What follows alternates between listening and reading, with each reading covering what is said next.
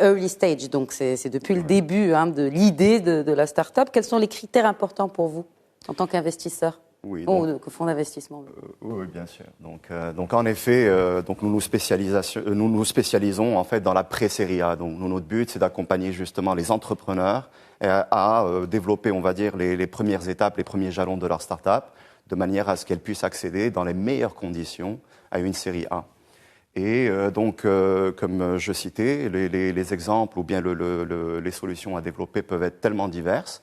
Donc, si elles sont purement dans un niveau, on va dire, produit à insérer au niveau d'une banque, donc on va bien sûr voir quelles sont les qualités, les attributs de la solution, les attributs techniques, l'appétit aussi que pourrait avoir le client pour la chose.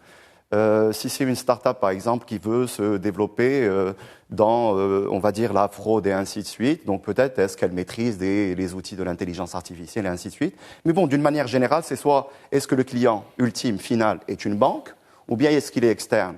Et donc, du coup, on va avoir des critères différents. Dans un premier cas, c'est les caractéristiques produits.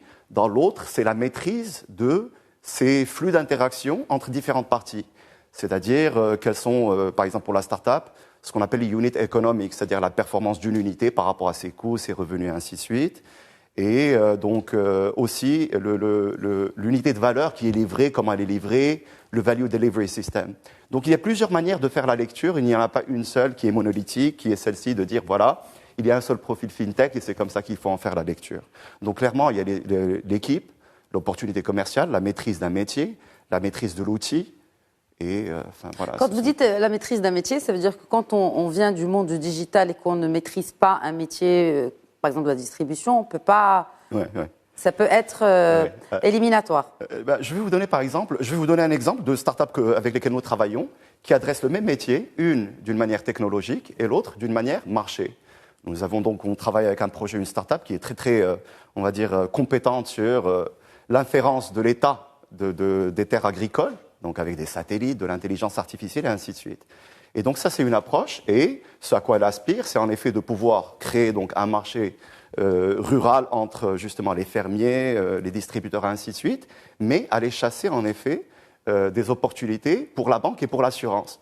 Comme ça, la banque peut connaître l'état, on va dire, des terres, l'opportunité, et puis quel changement on pourrait faire.